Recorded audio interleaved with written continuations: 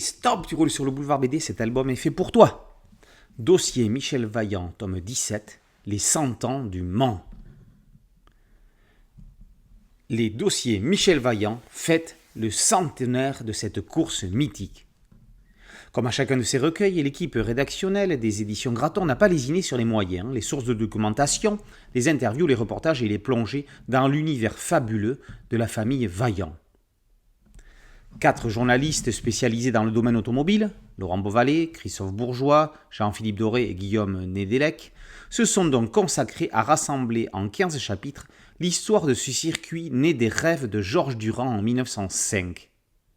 L'année suivante, mordu d'automobile, convaincu par ses possibilités de développement, il réussit à organiser le premier Grand Prix de l'ACF, Automobile Club de France, sur un circuit dans la Sarthe.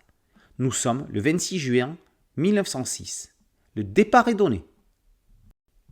Et après quelques péripéties, une première guerre mondiale sanglante, une paix qui appelle aux années folles, un développement croissant de l'automobile, les constructeurs recherchent des pistes d'essai pour tester de nouvelles technologies, dont les feux et la fiabilité de leurs voitures.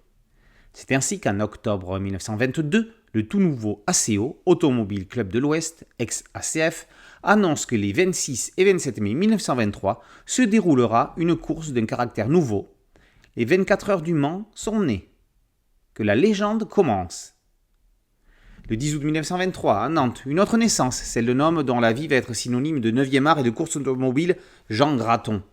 L'ADN de ces deux bambins va clairement se fondre en un seul, celui de Michel Vaillant. Les deux légendes ne peuvent ainsi que se croiser et s'entrecroiser tout au long de leurs aventures propres. D'ailleurs, savez-vous combien de fois Michel Vaillant a participé aux 24 heures? Et combien de fois les a-t-il gagnés? Dans quels albums? Ceci dit, il y a un petit piège, dont la réponse sera connue le 2 juin prochain avec la sortie du 12e tome de la saison 2, La Cible. Mais revenons-en à ce dossier. 15 chapitres richement illustrés par des photos d'archives, des dessins de Jean Graton, Christian Deneyer ou Elaïm parcourent les grands moments de ce centenaire. L'histoire du circuit, évidemment, ses transformations, sa magie, les interviews de Philippe Graton et de Jackie X, vainqueur à 6 reprises de l'épreuve, ce qui lui vaudra le surnom de Monsieur Le Mans. La course et son règlement ont bien changé en 100 ans. Plusieurs chapitres sont dédiés au lien indéfectible entre les Vaillants et le circuit de la Sarthe. Une véritable histoire d'amour? À n'en pas douter, quand elle se décline sous autant de formes, BD naturellement, film, documentaire et même réalité par la participation de véritables Vaillantes à l'édition 2017. Mais que serait Le Mans et les aventures du légendaire pilote s'il n'y avait que des bolides et des moteurs? Non, la série Michel Vaillant, c'est avant tout la saga d'une famille avec certains personnages centraux comme Françoise Latour, épouse Vaillant, présente en chippie dès le 5e album, le 13 est au départ, elle va petit à petit prendre plus d'ampleur au point de finir au poste de PDG de la firme. Il aurait été regrettable que nous n'en trouvions trace dans ces 128 pages. Bref, un dossier unique, remarquable, indispensable à tous les fans de course automobile et de Michel Vaillant.